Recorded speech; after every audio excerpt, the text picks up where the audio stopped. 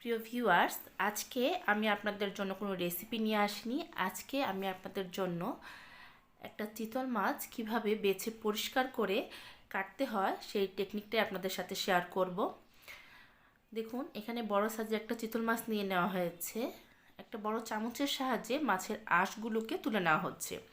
সাধারণত দাও দিয়ে যদি আপনারা মাছের আঁশটাকে তুলতে যান তাহলে কিন্তু খুব সহজে আঁশ পরিষ্কার করা যায় না, যেটা সময় অনেক বেশি লাগে।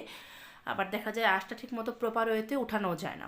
কিন্তু একটা এরকম বড় চামচের সাহায্যে কিন্তু আপনারা খুব সহজেই এই ধরনের বড় মাছের আঁশ আপনারা পরিষ্কার করে নিতে পারেন। সাধারণত চিতল মাছে কিন্তু অনেক ছোট ছোট আঁশ থাকে, যেটা অনেক সময় তোলাটা অনেক কষ্টকর হয়ে থাকে, কিন্তু আপনারা এভাবে চামচের সাহায্যে আঁশটা তুলে নিতে পারবেন। চিতল মাছের কিন্তু অনেক ধরনের রেসিপি হয়। চিতল মাছের মুইঠা খুবই প্রিয়, তো আমি আপনাদের সাথে সেই রেসিপিগুলো স্টেপ বাই স্টেপ শেয়ার করার চেষ্টা করব। এছাড়াও চিতল মাছের মুইঠা ছাড়াও চিতল মাছ কিন্তু নারিকেলের দুধ দিয়ে বা চিতল মাছের কোফতাও খুব ভালো লাগে। আমি প্রত্যেকটা রেসিপি আপনাদের সাথে স্টেপ বাই স্টেপ শেয়ার করব, যেগুলো হয়তো আপনাদের একটু হলেও উপকারে আসবে। যেহেতু আমি এই মাছটা দিয়ে একটু মুইঠা বানাবো, তাই ওনাকে বলেছি মাছের পিঠের থেকে একটা বড় চাক আমাকে বের করে দেওয়ার জন্য। এই জন্য উনি মাছটার মাছ বরাবর কেটে নিচ্ছেন, যাতে করে পিঠের চাকটা খুব সহজে বড় করে বের করা যায়। দেখুন উনি কীভাবে মাছটা কাটছেন।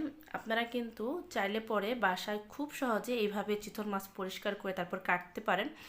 চামচের সাহায্যে যদি আঁশটা পরিষ্কার করে নেন তাহলে খুব অল্প সময়ে দেখবেন আঁশটা খুব ভালোভাবে পরিষ্কার হয়ে গেছে।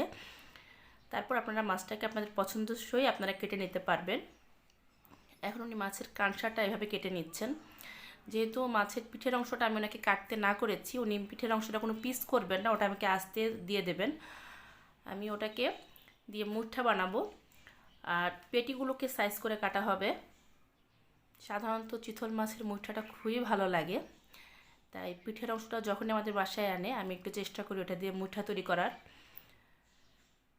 এবং পিঠের যে কাটাটা সেটা একটু পিঠের অংশের সাথে রাখা হয়েছে, যাতে করে পিঠের পিসটা একটু বড় হয়। আর যদি আদারওয়াইজ আপনারা পেটির সাথে রাখতে চান সেটাও করতে পারেন, তাতে পেটির অংশটা একটু বড় হবে। আর যেহেতু এভাবে করে মাছটা পরিষ্কার করা হয়েছে, এটা কিন্তু খুব একটা বেশি সময় লাগে না। 15 থেকে 20 মিনিটের মধ্যে আপনারা মাছের আঁশটাকে খুব ভালোভাবে পরিষ্কার করে নিতে পারবেন। মাছগুলোকে একটু বড় বড় পিস করে আমি কেটেছি, যেটা নারিকেলের দুধ দিয়ে রান্না করলে পরে খেতে খুবই ভালো লাগে। আপনারা আপনাদের পছন্দ অনুযায়ী শেপ দিয়ে তারপর কেটে নেবেন। এই চিতল মাছে কিন্তু ছোট ছোট অনেক আঁশ থাকে, যেগুলো দা দিয়ে পরিষ্কার করতে অনেক সময় লাগে বা প্রপার ওয়েতে পরিষ্কার হয়ও না। আপনারা এইভাবে চামচের সাহায্যে খুবই অল্প সময়ে পরিষ্কার করে নিতে পারবেন। তারপর এভাবে কেটে নেবেন। শুধু চিতল মাছই না, আপনারা কিন্তু এইভাবে যে কোনো বড় রুই মাছ বা যে ধরনের বড় মাছের কাঁটা আছে, আঁশ আছে, সেই আঁশগুলো কিন্তু এইভাবে আপনারা চামচের সাহায্যে খুব সহজে পরিষ্কার করে নিতে পারবেন। আর হালকা যদি আঁশ থেকেও যায় তাহলে দা দিয়ে এভাবে আপনারা এছড়িয়ে তারপর আঁশটা ফেলে দেবেন। উনি মাছটাকে পিস করে নিয়েছে যাতে করে কাটতে সুবিধা হয়, এবং দেখলেন তো মাঝখান থেকে মাছটা কেটে নেওয়ার কারণে কিন্তু মাছটা কাটা খুবই সহজ হয়ে গেছে। কারণ এত বড় মাছ কিন্তু সাধারণত কাটা যায় না, বা কাটতে গেলে একটু সমস্যা হয়, অনেক সময় প্রপার ওয়েতে সাইজও করা যায় না। কিন্তু মাঝখান থেকে পিস করে নেওয়ার কারণে খুব তাড়াতাড়ি উনি মাছটাকে কেটে ফেলতে পারলেন এবং খুব সহজভাবে মাছটা কাটা হয়ে গেল। আমি ওনাদেরকে ঠিক যেভাবে দেখিয়ে দিয়েছি যে এইভাবে আমি রান্নাটা করব, আপনি মাছটা এইভাবে কেটে দেন, উনি ঠিক প্রপার ওয়েতে ওইভাবেই কেটে দিয়েছে। আপনারা আপনাদের পছন্দ অনুযায়ী মাছটা কেটে নেবেন।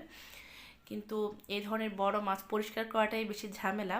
তো আজকে আমি আপনাদের দেখিয়ে দিলাম যে আপনারা বাড়িতে চাইলে খুব সহজেই মাছটাকে এইভাবে পরিষ্কার করে নিতে পারেন। অনেক সময় বাজার থেকে মাছ কিনে নিয়ে আসতে হয়, বা বাসায় দেখা যায় মাছ পরিষ্কার করতে গেলে অনেকটা সময় লেগে যায়, অনেকে করতে চায় না বা করতে পারেন না।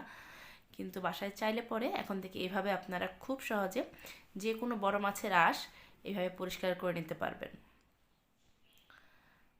যদি ছোট ছোট আঁশ থাকে সেটা এরকম দাওয়ের সাহায্যে হালকাভাবে প্রেস করলে মাছের আঁশগুলো উঠে যাচ্ছে। দেখলেন তো কত সহজে আমার চিতল মাছ কাটাগুলো হয়ে গেল। আর পিঠের যে অংশটা আছে এটা দিয়ে খুব শীঘ্রই আমি কীভাবে মুঠা তৈরি করে সেই রেসিপিটা আপলোড করে দেব। আশা করি আপনাদের এই রেসিপিগুলো ভালো লাগবে। ভিডিওটি দেখার জন্য সবাইকে ধন্যবাদ। আবার ফিরবো আরেকটি নতুন রেসিপি নিয়ে।